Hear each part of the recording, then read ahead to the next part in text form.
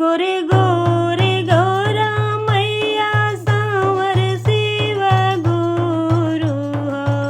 गोरे गोरे गौरा मैया सांवर शिव गुरु बजावे लगलन या हो भोला मन में डमरुआ बजावे लगला या हो भोला बन में डमरुआ।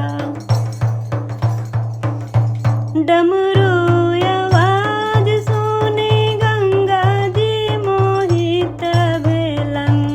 डमरू आवाज सुने गंगा जी मोहित भेलन। से आई के समैला गंगा भोला जी के जटा में। से आई के समैला गंगा भोला जी के जटा में। डमरू आवाज सुनी बिछुआ मोहित भेलन।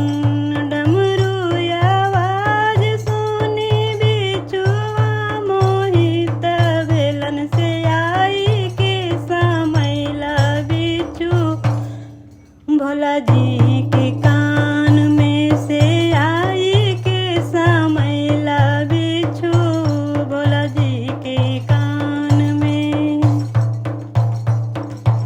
गोरे गोरे गौरा मैया सांवर शिव गुरु हो।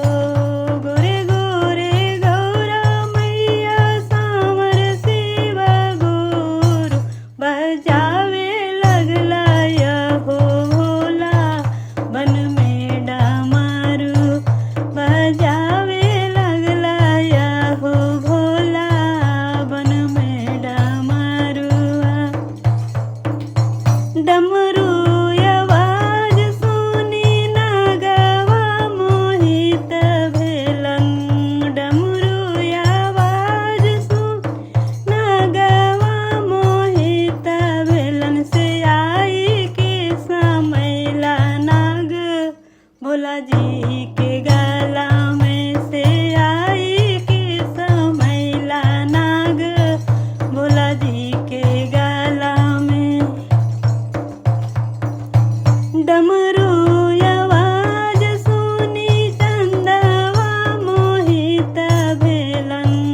डमरू आवाज सुन चंदवा मोहित भेलन। से आई के समैला चंदा भोला जी लीलार में। से आई के समैला चंदा भोला जी लीलार में। गोरे गोरे गौरा मैया सांवर शिव गुरु हो।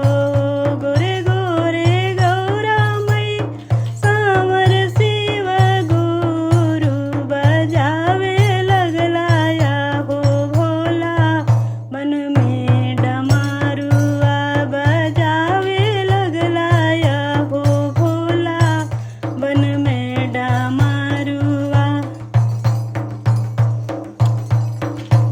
डमरू आवाज सुनी मीरगा मोहित भेलन।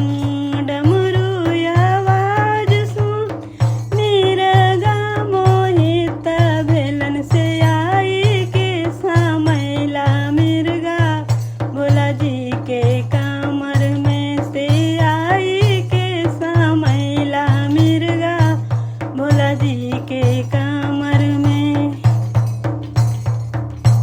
डमरू